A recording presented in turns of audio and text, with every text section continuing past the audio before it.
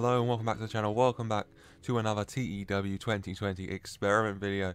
And today we are here with the third and I do believe final part of this ongoing experiment, FPW, asking the question, what if we put, I can't remember how many of it at this point, but what if we put some of the best young wrestlers in the world into one company under the booking power of Triple H and saw how they all got on, you know. When they were the stars of the show, when they were the sole focus, how would they manage, how would they develop? And we're here for the third and final part of the series in 2032 at the end of the 10-year contract I gave them. It felt like a good stopping point to see what happened. And we'll start off with the awards as always. And as you can see, MJF has won the Wrestler of the Year award for a third time. MJF apparently develops really good, a very bright prospect for the future of wrestling. You will be shocked to hear. As well, Company of the Year, FBW, Team of the Year goes to the Rebels, Trey Miguel and Omos in FPW, both of them I do believe still. Match of the Year goes to MJF and Ace Austin beating Austin Theory and Bron Breaker in a ladder match. FPW again dominating these awards. Show of the Year, FPW, no more Mr. Nice Guy. Young Wrestler of the Year goes to Saran. I mean, obviously, the FPW wrestlers past the age to win Young Wrestler of the Year at this point, so that wasn't going to happen. But Veteran Wrestler of the Year goes to Rush, who is now 43 years of age. And Female Wrestler of the Year goes to FPW's The Honor, Perozzo. Most Improved Company goes to Pro Wrestling, Basara. Independent Wrestler goes to Suji. Manager goes to Eric Young. I don't even know he's in FPW. They signed so many random people. He's not. He's in Impact. Good for Impact getting an award. Announcer goes to Vic Joseph. And colour commentary goes to Enzo Amore. Commentator over in WWE. I could weirdly see that happening at some point. Whilst we're here, I will stop to just look at Hook claims a belt. How's Hook career then? Go on then, title history. 1 Nick Gage Invitational, 1 GCW Ultraviolent title. Hook. Enjoying himself, I'll just say. Let's have a look at FPW The Future Is Now. Their WrestleMania, their 10th edition of it, I do believe. Their 10th anniversary, as WWE would say, even though it's not. Start at the bottom, build our way up for this 87 rated show, really good. Indy Hartwell beats Avispa Dorado, who Triple H just signed at some point. Same with Tessa Blanchard defeating Candy Floss and Kira Hogan. I'll just say now, some people have been let go at the end of their contract. Some people, a lot of the originals have been re-signed. And people like Tessa Blanchard and Avispa Dorado, I did take, you know. Because this experiment's not about them. But, for example, like, he signed Candy Floss, and I just left Candy Floss there because she fits in the age range of the experiment, and also I'm just a really big fan of Candy Floss, so when he signed her, I thought, go on then, Hunter. Gigi Dolan defeated Tegan Knox. Bad Reputation defeated Freedom Force to win the FBW Women's Tag Team titles. Bad Reputation, the team of JC Jane and Danny Luna, defeating Aaliyah and Liv Morgan to win the gold. Good for them. For a 76, a decent match. Saray and Rebecca Knox. Becky Lynch defeated Deonna Perozzo and Isla Dawn. Rebecca Knox, the same case as Tessa Blanchard. Ripley defeats Ava Valkyrie to retain the $1 million title. Ace Austin defeats Austin Theory. A battle of the Austins for the FPW United States title. Ace Austin coming out on top for an 89. Really good match that. 88 Ace Austin, 91 Austin Theory. Both of them clearly developed very nicely. And then Tony Storm defeated Tay Conti to retain the FBW Women's title for 88. Another top tier match. 91 Tay Conti, 80 for Tony Storm, who keeps her gold. And then in the main event, MJF defeated Bron Breaker to retain the FBW World Heavyweight title. Bron Breaker gets a 97, MJF gets a 100. Both of these guys have clearly developed superbly.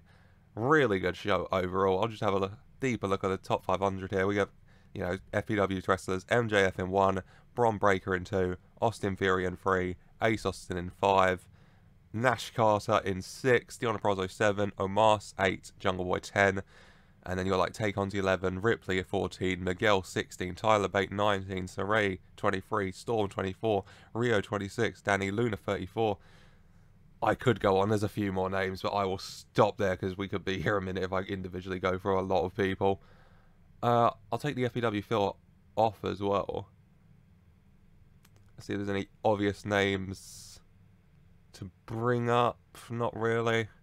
I was just checking, you know, if anyone FPW had released had still made it onto this list somehow, but no.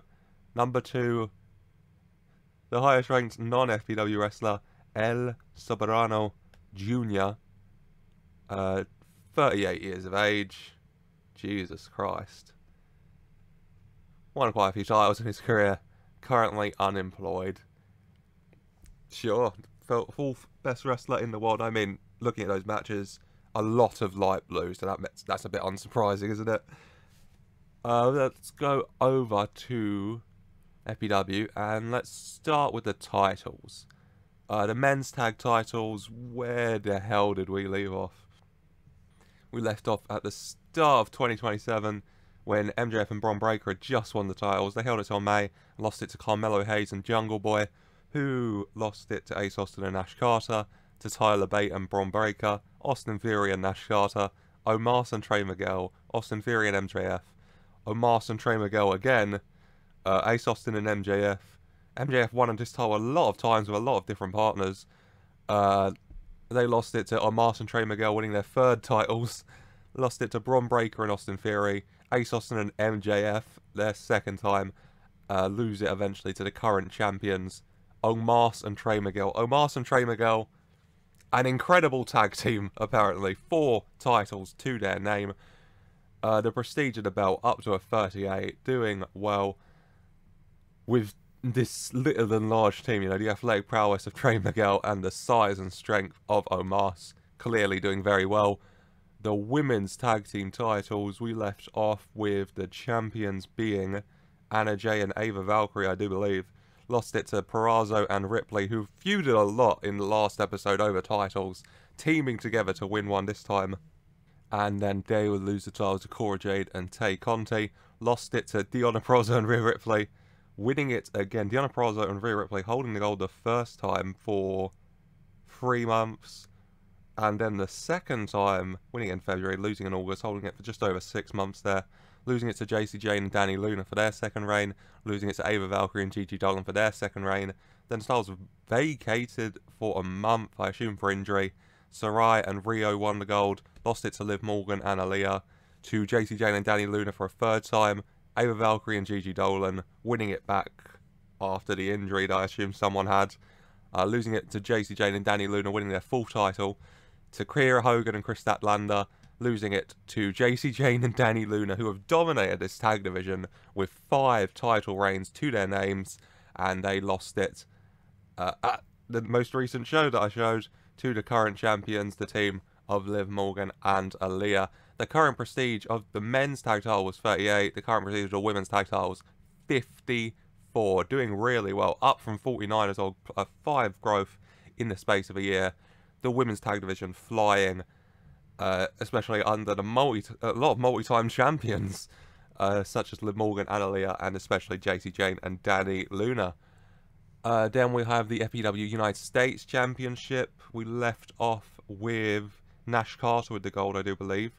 He lost it to Leo Rush, Humberto Carrillo, Dante Martin, Trey Miguel, Ace Austin winning his 4th title, losing it to Omos for his 3rd, Nash Carter for his 2nd, vacated, I'll assume for injury. If there's any vacations, if any titles are vacated, I will assume it's for injury. Trey Miguel won that for his 2nd, Omos got his 4th, Ace Austin got his 5th, Trey Miguel got his 3rd, Nash Carter got his 3rd, Tyler Bate got his 2nd, and then, of course, most recently, the current champion, Ace Austin, his 6th reign as the FPW United States Champion. A stalwart of that division. Currently holds the belt for 85 days. The prestige, a 64, 5 growth in a year. The United States style doing beautifully over in FPW. And then with the women's mid-card, the $1 million title. We left off with Rhea Ripley holding the gold. She lost it to Cora Jade, lost it to Willow Nightingale. The title was then made vacant because I recalled Willow Nightingale because Triple H signed her for no reason. Rio won it to Toni Storm, to Tay Conti, Rio for her 4th reign, Perozzo for her 4th reign, Ripley for her 3rd, Tay Conti for her 4th, Ripley for her 4th, Perozzo for her 5th, Ripley for her 5th, Conti for her 5th, and now Rhea Ripley with a 6th. So many multi-time champs here. Perozzo and Conti both up 5 reigns, Rio at 4 reigns, and Rhea Ripley currently on her 6th reign as the $1 million champion. A prestigious 7th, most prestigious title we've seen so far. 4 growth in a year. The FBW $1 million title division absolutely flying. And then you look at the FBW Women's Championship, where we left off a lot less champions. We'll have to look at the lengths, especially of this. We left off the titles in the hands of Liv Morgan. She lost it to Rhea Ripley, who held it for 7 months with 15 defenses. Eventually losing it at FBW The Future Is Now in 2027 to Rio. Rio's 3rd round of gold. It was Ripley's 4th. This is Rio's 3rd. She held it for 6 months, making only 3 defenses before losing to Ripley for her 5th reign. Rhea Ripley holding it for 6 months, making 9 defenses, losing it to Toni Storm for Toni Storm's 1st ever reign as FBW Women's Champion. Toni Storm held it for 7 months with 7 defenses, before eventually losing it to Deonna Perozzo on her 4th reign, holding it from July 2029 to May 2030. So 10 months as the FBW Women's Champion, making 14 defenses. Deonna Perozzo, definitely one of the stars. I think her and Rhea Ripley probably the most successful women in this experiment little series. Eventually lost it to Sarai, who held it for 7 months, I want to say. Making 10 defenses before losing it to Tay Conti, who's done also very well most recently, holding it for 6 months, making 6 defenses before losing it to their current champion, who's held it for 6 months, Toni Storm, on her 2nd reign with the gold. The prestige only a 62, a 7th growth, so it's the one with the most growth over the last year, but the most prestigious is still that $1 million title on a 70. Then finally, we have the FBW World Heavyweight title, currently held by MJF. Now, when we left off, the champion was MJF in his 1st reign with the gold. There has been some changes. He hasn't held it for 5 years, sadly.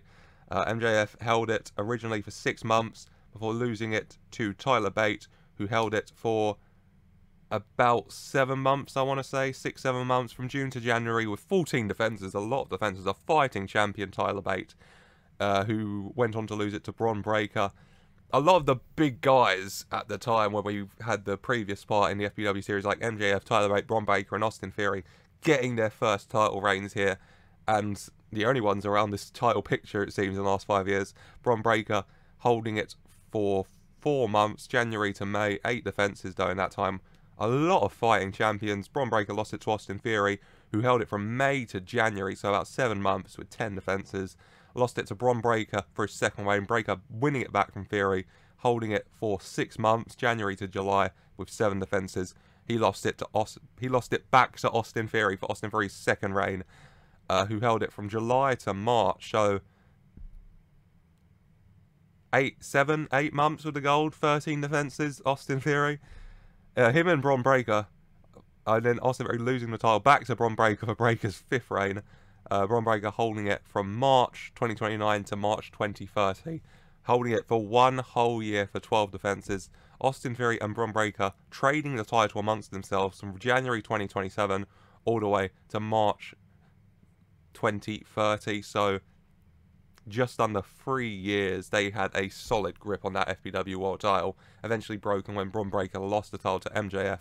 MJF holding it from March 2030 to January 2031, a 10-month reign after Bron Breaker's year-long reign, defending 11 times, losing it back to Bron Breaker. Bron Breaker's 4th reign. Bron Breaker has absolutely been flying these past 5 years. Bron Breaker held it from January to September, a good reign again, 7-8 months, making 10 defenses, and then he lost it to the current champion, the 3-time champion, MJF.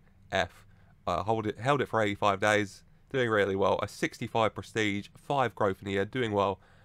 But title-wise, the most prestigious remains that $1 million title. The women absolutely flying, especially Rhea Ripley, Tay Conti, and Perozzo, who've had a stranglehold on that FPW $1 million title since late 2028, so the past 3, coming up on 4 years at this point. Absolutely incredible. Then we will have a look at the roster. Let's start with Ace Austin. I had a really good time of things.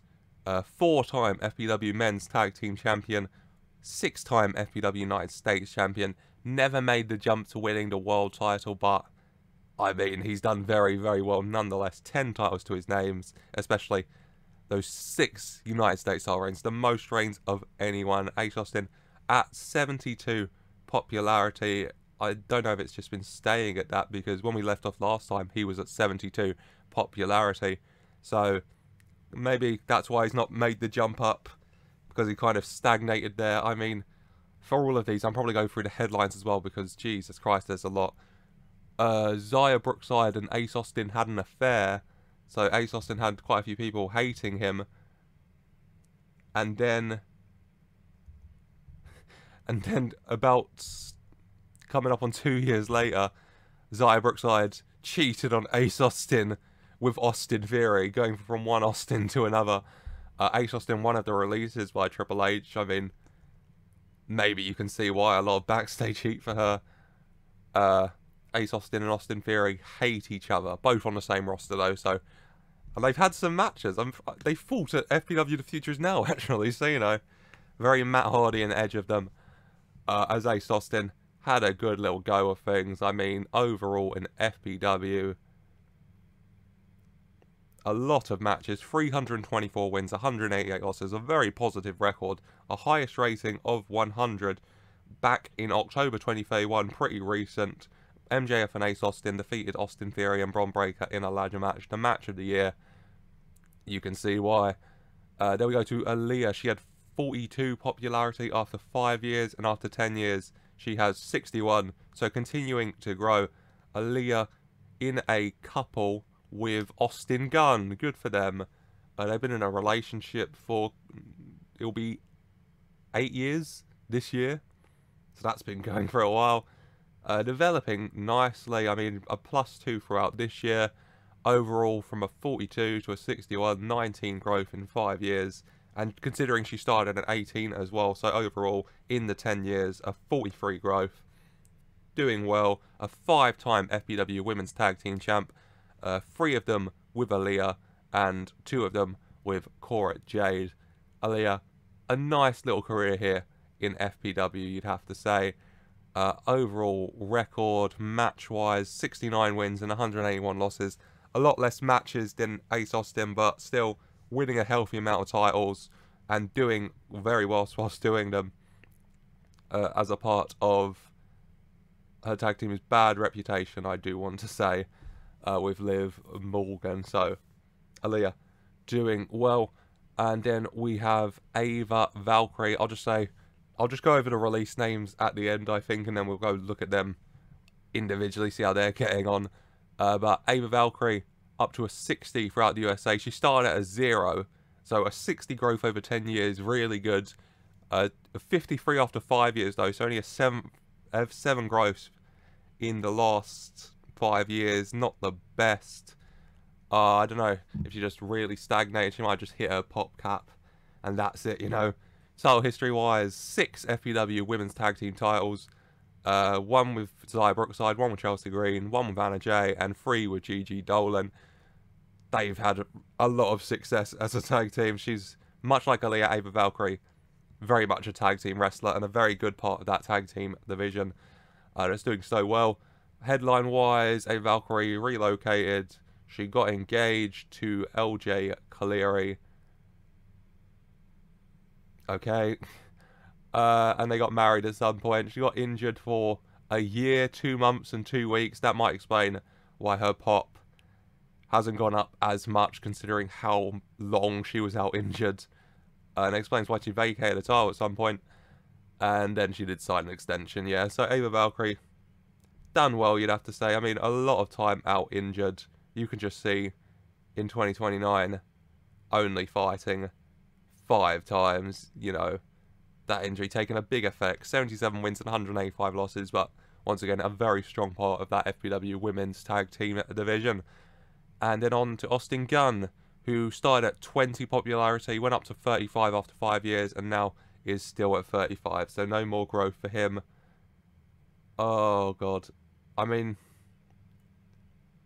over in the USA, yeah, he's just kind of stayed the same. He actually, yeah, he's just been the same the past year.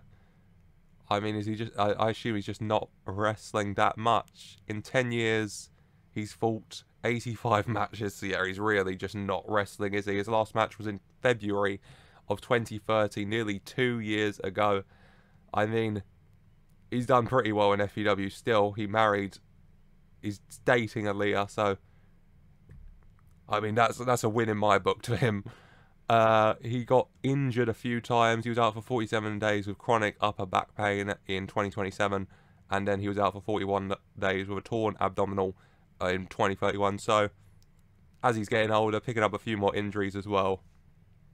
Austin Gunn, you know, the first loser of the experiment, I'll say. Like I said in the previous episode, with all these young prospects you're trying to get in there and develop, obviously, they can't all do super well, because they can't all win. You can't use them all really well at the same time. So some are going to be losing out, and Austin Gunn is definitely one of them. But someone who definitely, it seems, is not one of them. Austin Theory, who started the experiment at 28 pop. He was up to 77 after 5 years, and after 10 years, he is still at 77, but still done very, very well popularity-wise. Kind of staying at that 77 mark. I'll just assume it's the pop cap if people are just staying at where they were, to be honest. Title history-wise, in the 10 years, 4 FPW men's tag titles to his name. One with Dante Martin, one with Nash Carter, one with MJF, and one with Bron Breaker. It seems the 4 main guys in FPW are Ace Austin, Austin Theory, MJF, and Bron Breaker. And Austin Theory forming tag teams with MJF and Bron Breaker. And I mean, him and Ace Austin hate each other after he slept with Ace Austin's girlfriend, so probably no tag team reign for them. Austin Theory, let's see what he's been up to since 2027. He split up with the person he was dating, and then about 2 years later, he had that affair with Xia Brookside. Not the most interesting 5 years for him. But still winning a lot of gold. And then match history-wise, in 10 years, 314 wins, 137 losses. Just over 450 matches overall. And a really positive record, including that 100-rated tag team match with MJF, Ace Austin, and Bron Breaker in the ladder match. Doing really, really well. I mean, a lot of title matches in his tenure. Austin Theory, done very well, you have to say, a winner of this experiment. Onto Boa, who started at 16 pop, went up to 46 after 5 years, and after 10 years, up to 48, so a 2 growth there for Boa. No titles to his name, and, I mean, match history-wise, 32 wins, 157 losses, very much developmental, hasn't had a match in 2 years. Yeah, Boa, another loser of this experiment. In a relationship with Chris Statlander for the last 8 years, so that's a positive for him at least. Picked up a broken hand injury, out for 28 days at one point. Oh no, him and Chris Statlander broke up. I mean, they had a very good, just over 7 years together. So, not all bad for Boa at least, but yeah. Just used as like a filler talent for the bigger guys to get victories over, it seems, in his tenure. Choosing to re-sign, so he's obviously happy with that. So good for him. And then on to most definitely a winner of this experiment, Bron Breaker. Started at 28 pop, up to 78 pop after 5 years, and up to 88 pop after 10 years. Absolutely flying Bron Breaker. I'll assume 88 is his pop cap, but the dog-faced gremlin has succeeded in FPW title history. 5 FBW men's tag titles and 4 FBW world heavyweight titles. Incredible work from Bron Breaker. Tag titles with NASCAR, MJF, Austin Theory, and 2 with Tyler Bate. 4 world heavyweight titles reigns to his name, including that year-long reign with the title from 2029 to 2030. Very, very good from Bron Breaker overall, you do have to say. Match history-wise, I assume a very positive record. It is 270 wins, 177 losses, 447 matches overall. It's still quite a lot. He's got a few hundreds here, I can see. He's got that tag match we've mentioned a few times, as well as, just on this page, I can see Bron Breaker and MJF defeating Express Delivery, Jungle Boy, and Mansoor for another 100. Bron Breaker, a really big winner of this experiment, you have to say. Done absolutely incredible. I mean, he's doing really well on NXT 2.0 at the moment. Ranked the 2nd best wrestler in the world come 2032. A very bright future ahead for Bron Breaker, you have to imagine.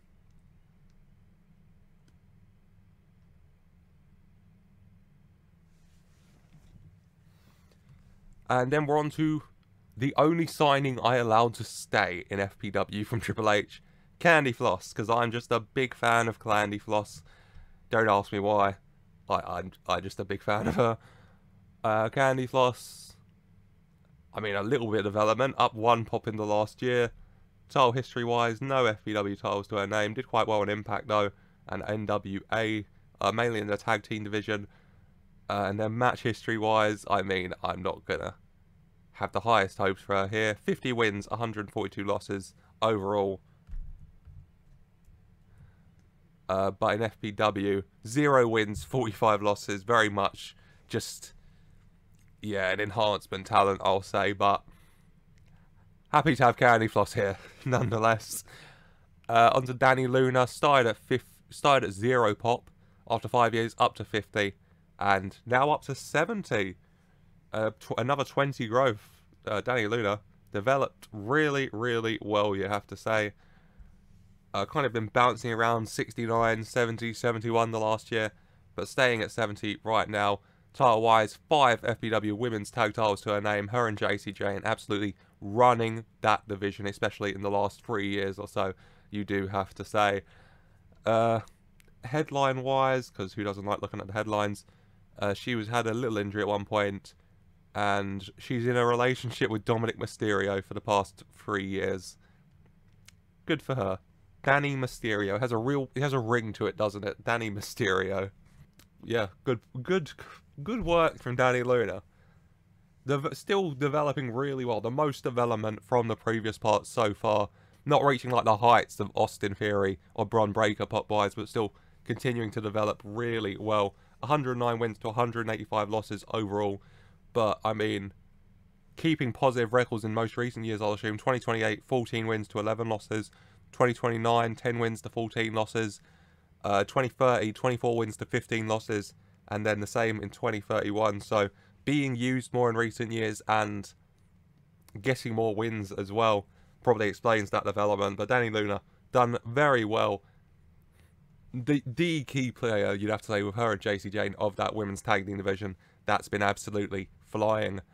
Onto Dante Martin, started at 35 pop, went up to 73 after 5 years, and after 10 years he's gone down to 72. So I'll assume 73 was his pop cap, and so he's just kind of been floating around there since. Dante Martin in a relationship with Sarai.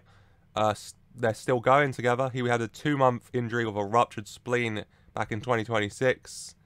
And yeah, the only other update, him and Sarai got engaged back in the last September. So, you know, obviously still going very, very strong in their relationship. Dante Martin, a 1-time tag team champion with Austin Theory and a 1-time United States champion. Held it for 3 months back in 2027 to 2028. Done okay, you know. Developed to his potential, I can only assume. 161 wins to 151 losses, a positive record with some absolute bangers, a highest rating of 98 down here back in August of 2028. Nash Carter and MJF defeated Bron Breaker and Dante Martin. not having that many matches, you do have to say. 2031, only 3 matches, all defeats. 2030, only 11 matches, all defeats. 2029, 10 matches, all defeats. 2028, 18 matches, all defeats. I don't know what happened, but at some point Triple H just decided I just don't like Dante Martin anymore, it seems. Which, okay, Hunter, whatever you say.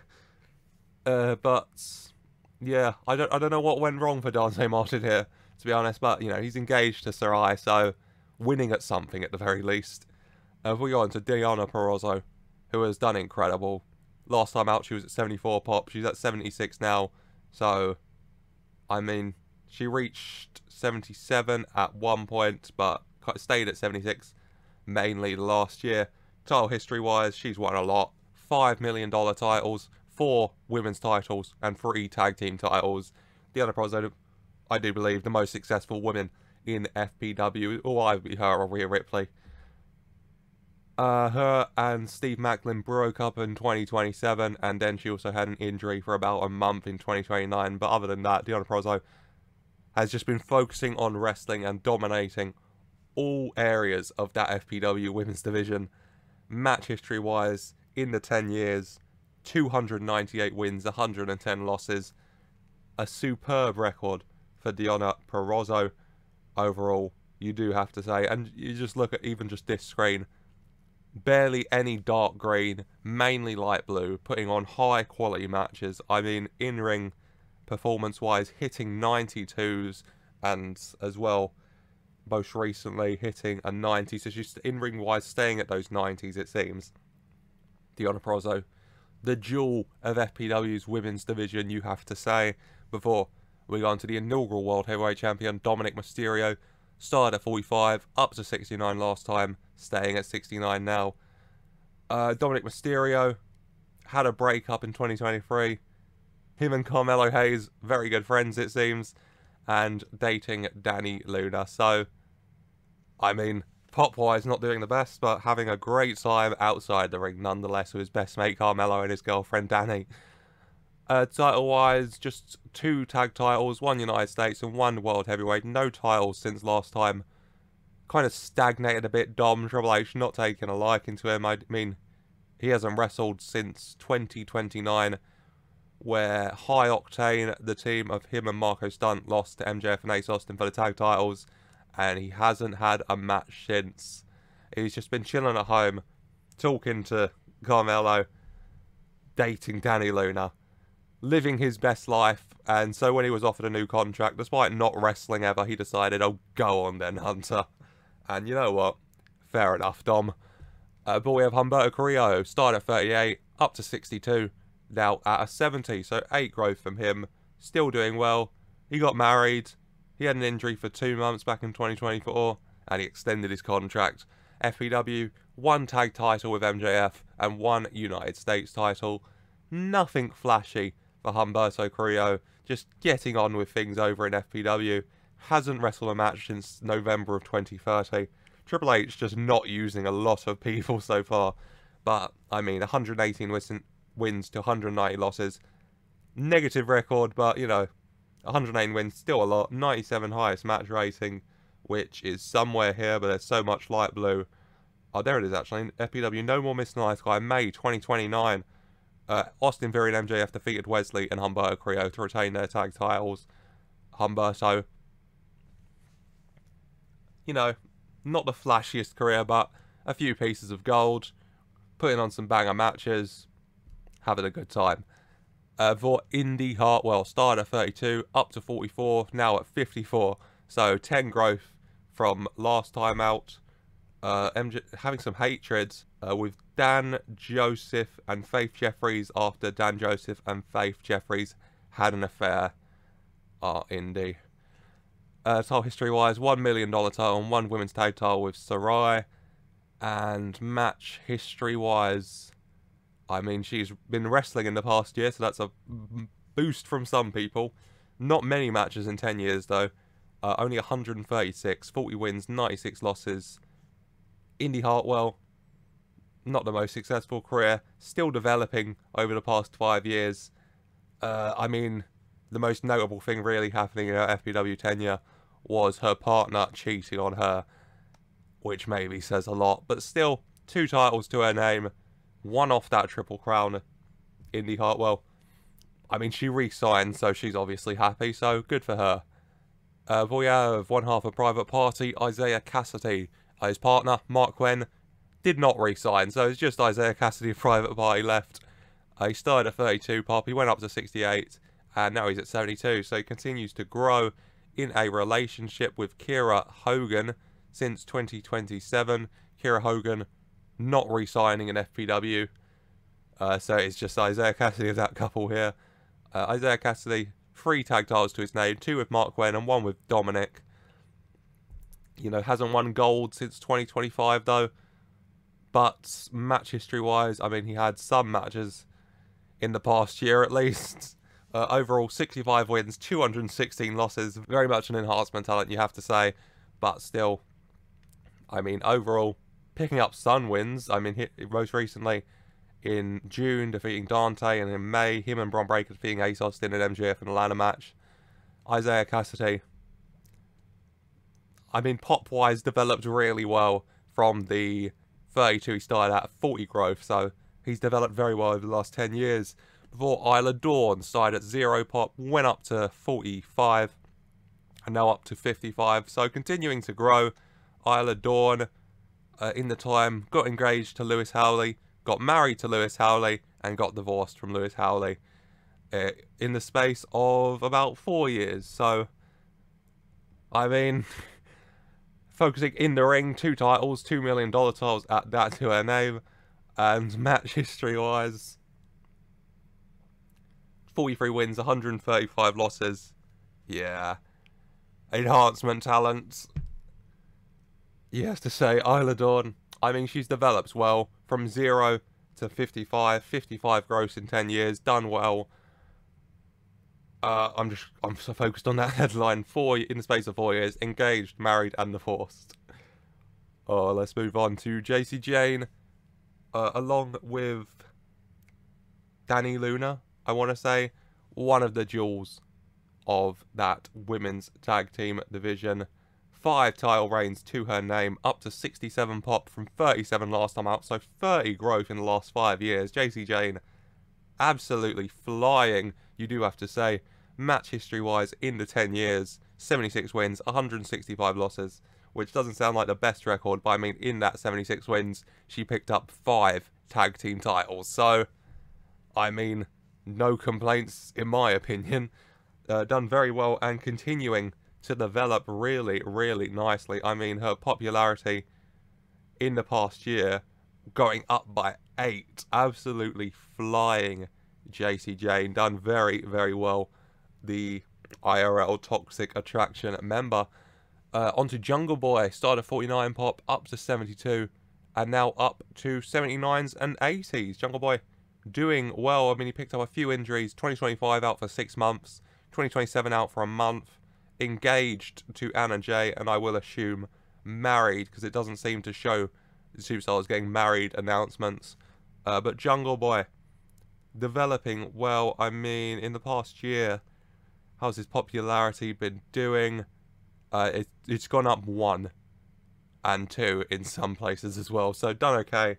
Title wise, 4 tag titles and 2 world heavyweight titles to his name. No titles since 2027 though, where he last won gold with Carmelo Hayes. I mean, it doesn't seem like he's been up to much in the last 5 years. I mean, last year, 1 win, 12 losses, but all the matches getting light blues, because he loses, yeah, but he loses to really good superstars like MJF, Ace Austin, and Bron Breaker, so he's obviously seen very high. I mean, 114 wins to 260 losses. Look how many light blues he has, though. Jungle Boy hasn't had an average match of 84 since May 2029. I don't know why Triple H has just seemingly decided to do nothing with him, but he's still putting on really good matches, isn't he? Before we move to Chris Statland, who went from 32 at the start to 59 for 5 years, up to 70, so a growth of 38 over the 10-year period. Kris Statlander, oh, she's been through a lot, hasn't she? She had a breakup with Caleb Conley whilst in FPW, then she got in a relationship with Boa, and they broke up after 7 years together. I've already been through this with Boa, I've just realised.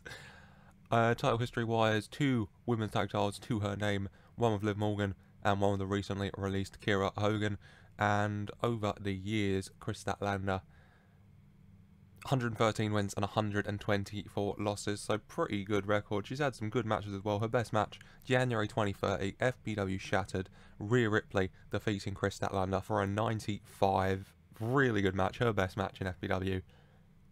Decent run. I mean, a lot of these women have done well, and they've got some tag titles, maybe not singles gold, but they got some tag gold to their name at least, and popularity-wise, a lot of progress from Kris Statlander over the 10 years. Lio Rush, 33 at the start, up to 71, down to 70 now. He kind of just stayed off that reign, I guess. He got divorced at one point, I see, and he went off on a music tour in July 2021. Focusing on his music a lot, but still, healthy number of titles. 1 tag title with Ace Austin, 1 US title, and 2 World Heavyweight titles. A Triple Crown winner, going off on tour with his band, re-signing his contract because, you know, why not? 1 match this year, back in February, Austin Theory defeating Ace Austin, Jungle Boy and Lio Rush for an 86. And in his 10 years with FPW, 101 wins, 190 losses, but still, like I said, a Triple Crown winner, a 2-time World Heavyweight Champion, Lio Rush. Doing very well. He seems very, very happy. So, I mean, good for him. Liv Morgan started at 43, up to 52, and now up to 69. So, continuing to progress. Injured at one point for 1 year and 1 month back in 2024, but no injuries since then in the last 5 years. 1-time $1 million champion, 1-time women's champion, and 4-time tag team champions. 1 with Kris Statlander, 3 with Aaliyah. Liv Morgan, I'd say a successful run in FPW. Match history wise, record of 106 wins, 115 losses. A pretty even record, to be honest. Liv Morgan, done well, I would say. Mansoor, 33 pop at the start, up to 69, and he stayed at 69. Title-wise, 4 tag titles, 3 with Jungle Boy, 1 with Marco Stunt, and 2 US titles to his name. A healthy collection of gold in his 10-year tenure with FPW. And just looking at his record, 113 wins to 189 losses. And looking at all that light blue, putting on very good performances as well. Mansoor getting in-ring performances around the 80 mark, so developed into a very good competitor, it has to be said. One of his partners, Marco Stunt, up to 70 pop from his start of 33. He was 69 last time out, so he's grown a tiny little bit. And also, headline-wise, he is in a relationship with Quinn McKay. Quinn McKay, who's not a wrestler here, so I assume she's signed maybe as a commentator? Either way, though, good for him. Marco Stunt also gaining some weight, rising to small, and muscular. Title history-wise, 2 tag titles, 1 with Dom, 1 with Mansoor, and that 1 FBW Heavyweight Championship reign from the underdog. Overall, in FBW, not having many matches in recent years, but in the 10 years, 165 wins, 138 losses, a positive record for Marco Stunt. With a world title to his name, I'm sure, you know, a successful career, it must be said. We're going to leave MJF once again because he is the crown jewel of this experiment, isn't he? Nash Carter went from 34 to 71 to 75, so continuing to progress. Title-wise, 3 tag titles, 1 with Bron Breaker, 1 with Ace Austin, and 1 with Austin Theory. He just needs 1 with MJF to complete the FPW pillars, I will call it, hat-trick. As well as 3 US title reigns. A successful career for Nash Carter in FPW. Match history wise, over the 10 years, 206 wins, 160 losses. Fighting a lot, getting a lot of wins, getting some really good ratings as well. Nash Carter seeming to get ratings in the 70s, towards the 80s. A lot of light blue matches, considering, I'm just going to assume, because so many of them feature MJF. Nash Carter, done well, I think. 6 titles, 3 tag, 3 US. I'm sure he'd be happy with that. If we go to the Giant, Omos started at 48 pop, up to 62, now up to 78, continuing to grow really, really well. He was 79 for a lot of the year as well, so Omos done well, it has to be said. One half of the current men's tag team champions, overall 4 tag title reigns, all with Trey Miguel, the pair of the Giant Omos and the high-flying Trey Miguel, the current champs, as well as 4 US title reigns for Omos as well. A very, very successful career for the Giant. Match history-wise, Omos, I mean, let's just go to all years. 184 wins, 282 losses, negative record, but still a lot of gold, a lot of really good matches. I'm just noticing so many people having good matches, and so many of those good matches do feature MJF, don't they? MJF just developed incredibly, I can only imagine. But Omos, good career, I would say again. Rhea Ripley, clearly done very well. Went from a 59 to an 83, and now staying at an 85. She had a breakup. She got injured for only 28 days in 2029, but other than that, stayed healthy. White hot momentum, dominating this division. For $6 million titles, 5 women's titles, 2 tag titles. I said Deonna Purrazzo was the jewel of the women's division. I think it just might be Rhea Ripley. It's one of them. I mean, Rhea Ripley, you can't balk at this, can you? $6 million titles and 5 women's title reigns as well to boot. A dominant career from Rhea Ripley here. Overall, in the 10 years, 254 wins, 72 losses. So many incredibly high-rated matches as well.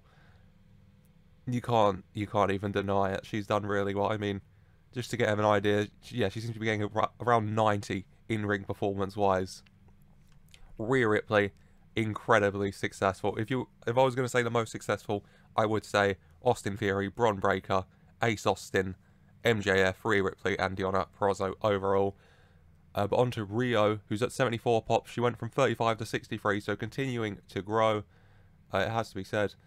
Title-wise, she's had $4 million titles, 3 women's titles, and 3 tag titles. Rio, I haven't said anything about her, but clearly doing very well.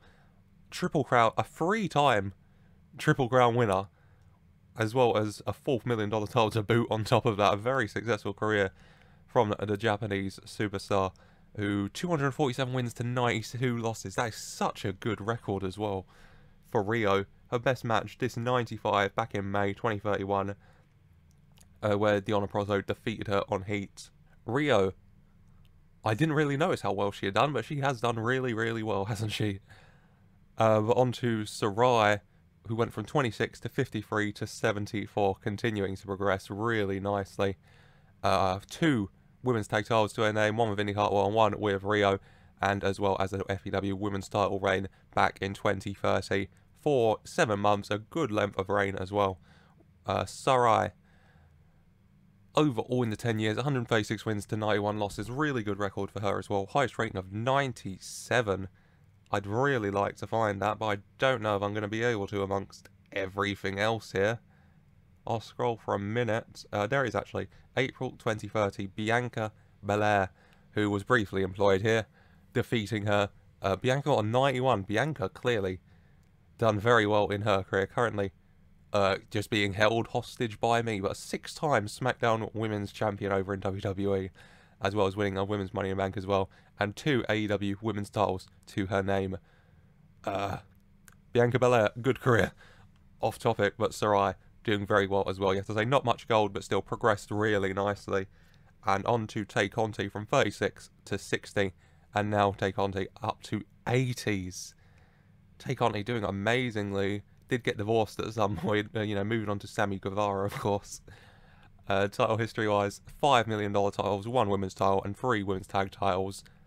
I'd say the women have definitely had more variety of champions, but a lot of people have a lot of reigns of titles. Rio, Deonna, Rhea, and Tay especially. Her tag titles with Tegan Knox, Anna Jay, and Cora Jade respectively. Match history-wise, Tay Conti in the 10-year period, 152 wins, 138 losses, a close record, but a positive one. Her best match just last month, where Deonna Purrazzo defeated her. Deonna Purrazzo giving everyone their best match, it seems. She is really just that good. Tay Conti developed really, really well, especially in the last 5 years, up from the 45 to the 80s, nearly doubling. Incredible. From the 60 to 81, going up by 20, doing really well, the Brazilian. And then Toni Storm from 39 to 56 to 78, continuing to progress. Current women's champion, of course, 2-time women's champ, 1-time women's tag champ with Rio, and a $1 million title as well. Very good career, especially in recent years for Toni Storm. Overall record of 187 to 90. A really good record as well. Her highest rated match, a 98. I mean, yeah, it was with Donna Perozzo. Of course it was. Donna Perozzo really is giving everyone their best match, which is why I definitely say she's the standout woman, even comparing to Rhea Ripley and Rio and Tay Conti doing so well, winning titles. Donna Perozzo, just a 5-star match machine for everyone. But then on to Omos's best friend, Trey Miguel. His titles, 4 tag titles, 3 US titles, not getting the world title, but still doing really well. Pop up to 78. After 5 years, it was at 68, so continuing to go up. 10 from there, and 50 from the 28 he started this save with. And then match history-wise, Trey Miguel in the 10 years, record of 122 to 292, a negative record, but still winning a lot of championship gold in that time. Highest rating of 99 in there somewhere. I will assume with MJF, because MJF does just seem to be the male division's version of Donna Perozzo, in that he'll just give you a 5-star match, won't he? But Trey Miguel developed really well as Tyler Bate here, from 27 at the start to 78 after 5 years, down to 74 now.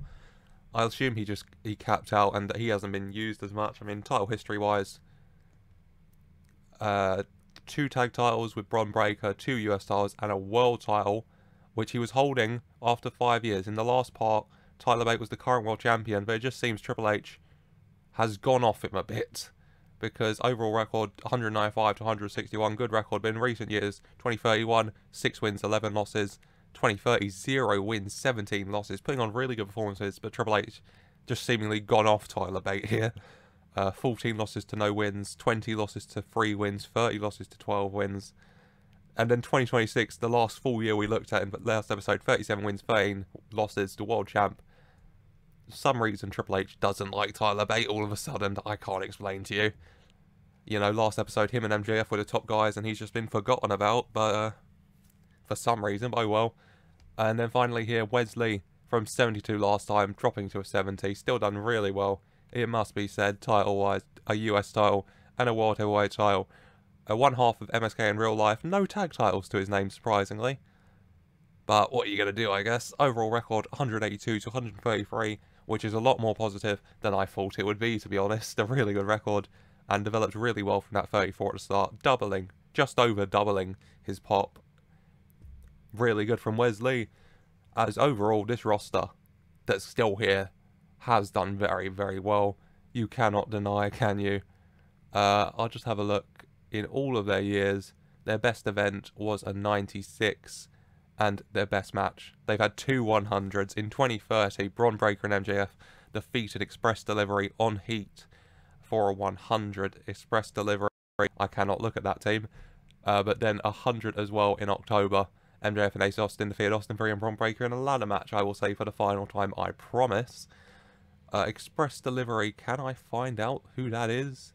Are they in tag team? They are. The team of Jungle Boy and Mansoor, putting on a 100 match. Good for those guys.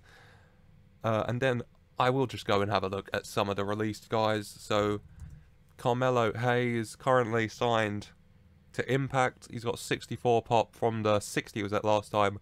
And just a 1 men's tag title to his name with Jungle Boy. Released in the end by Triple H, but you know, Carmelo Hayes doing alright. A-Kid, he was very much enhancement talent. He stayed at the same pop, it seems. Understandable, maybe Triple H is signing best for his career, just let him go. Anna Jay, I can't get her to pop up because I've done too many spaces, I think. Nope. Yes, there she is. I'm just being stupid. Anna Jay up to 60 pop from the 53, so a little bit of progress. She gave birth at one point to Jungle Boy's baby. 1 women's title and 3 tag titles to her name. Triple H just you know, having nothing for her.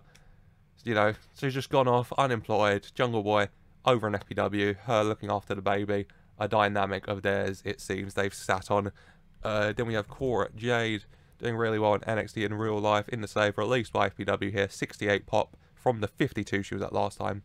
She continued to develop, $2 million titles, 1 women's title, 3 tag titles, a Triple Crown winner, Cora Jade, even though she was released, had a very successful run in FPW. Gigi Dolan left the company. She is in Galit, whatever the hell Galit is. Up to 59 pop from the 46 she was at last time, with 4 women's tag titles to her name.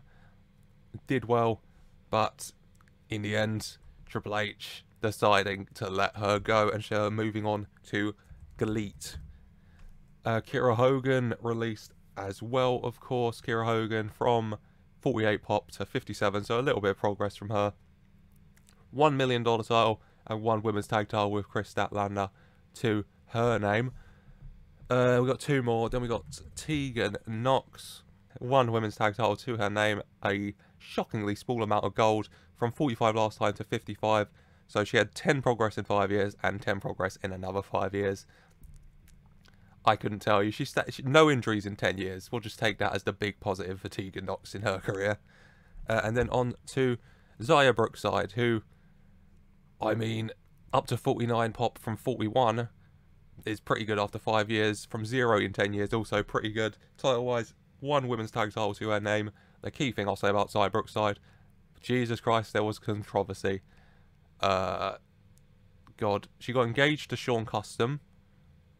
She went pregnant with his baby, and then whilst on maternity leave, she cheated on him with Ace Austin, and then she gave birth, and then a year later, she cheated on Ace Austin with Austin Theory, and then she got pregnant again in June, I'll assume with Austin Theory's baby, and then she gave birth to another baby, a boy and a girl.